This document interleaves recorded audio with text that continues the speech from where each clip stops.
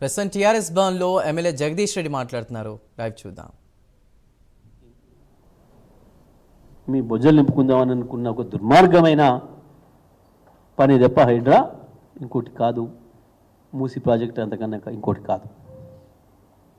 కేవలం కాసుల కక్కుర్తిపడి హైదరాబాద్ ఇమేజ్ని నాశనం చేసే ప్రయత్నం, పేదల బతుకుల్లో మట్టి కొట్టే ప్రయత్నం ఇది జరుగుతుంది ఇవాళ ఈ ప్రభుత్వం నుంచి. సిద్ధమా బట్టి విక్రమార్క గారు చర్చకు? మీరు మంచి యాక్షనే చేస్తున్నాడు ఈ మధ్యన. విక్రమార్క గారు రేవంత్ రెడ్డిని మించిపోతున్నాడు అబద్ధాలు చెప్పడంలో, బుకాయింపులలో. పర్వాలేదు, సీఎం కుర్చీకి నాకు కూడా ఎలిజిబిలిటీ ఉంది అని అనిపించుకోవడం వరకు చేస్తున్నట్టున్నాను. ఎందుకంటే మా అధిష్టానం ఇట్లా చెప్తే ఇచ్చింది కదా అవకాశాలు, అబద్ధాలు చెప్తే బుకాయింపులు చేస్తే నేను కూడా అవే నేర్చుకోవాలి కాబట్టి అని చెప్పి డబ్బులు సంపాదించడాలు కూడా పోటీ పడుతున్నట్టుంది రేవంత్ రెడ్డితోని. నిజమే, మంచి యాక్షన్ చేస్తున్నావు, కానీ మంచి పని చేయి.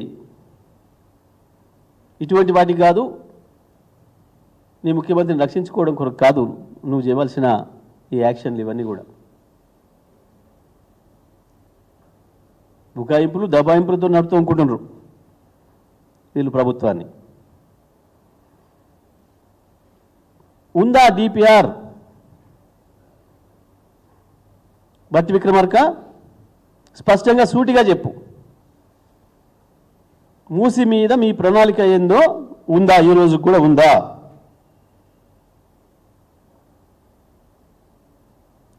కూలగొట్టడం కొరకు కేవలం హైడ్రా తప్ప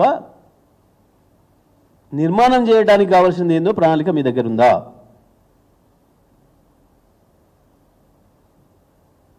ఈ మధ్యన ఇంకో కొత్త పాట అందుకున్నారు పాపం.